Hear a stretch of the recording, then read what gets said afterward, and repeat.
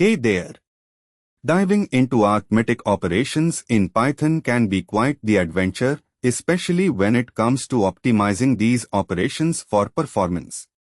Python, as a programming language, offers a rich set of operators that we can use to perform arithmetic computations.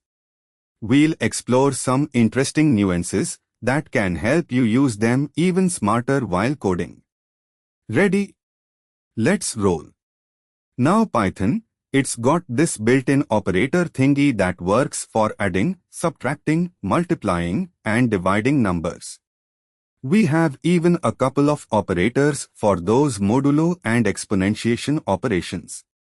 The standard arithmetic symbols, like plus, dash, represent addition, subtraction, multiplication, division, modulus, and exponentiation respectively. You may also have heard of the operator, right? That's called floor division, and it returns a number rounded down to the nearest integer. These aren't just simple calculations in Python. The interpreters got a really cool algorithm to compute results. Let's dig into each operation. But first, keep an open mind and ask, how can these operations be optimized in Python? And then we will find answers together. Let's start with addition and subtraction, shall we? They're pretty straightforward. A plus B will give you the sum of A and B, while B subtracts B from A. But did you know you can also use them with strings in Python? Now, I know what you are thinking. Hold on, isn't that odd? But here's an example. Hello plus plus world gives us a string hello world. Pretty neat, right? Now multiplication, division, and floor division are next. When you multiply two numbers, A and B using B raises A to the power of B. It's that simple yet so powerful. However, always remember the precedence and associativity rules while performing operations involving exponentiation. Just a small tweak and watch it work. So, keep that in mind if you are dealing with multiple operators.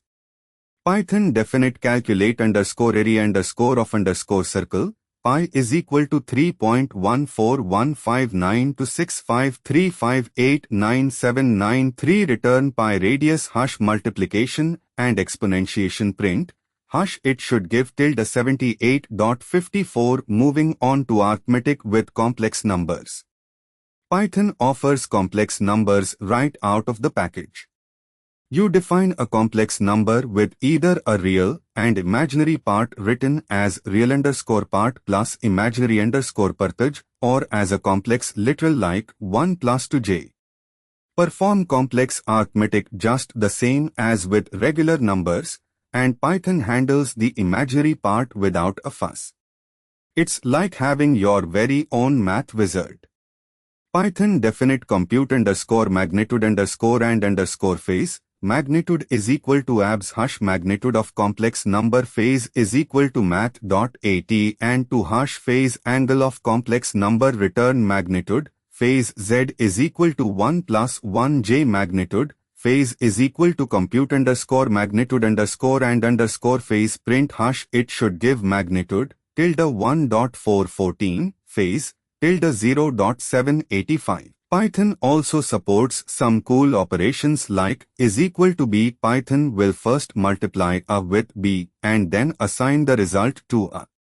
Cool trick, right? Just as you are getting the hang of things, let's talk about performance. Using built-in functions like sum, max, and min for collections of numbers not only makes the code shorter but also more readable. Remember, shorter doesn't always equate to performance. It's best to profile your Python scripts if performance is a serious concern.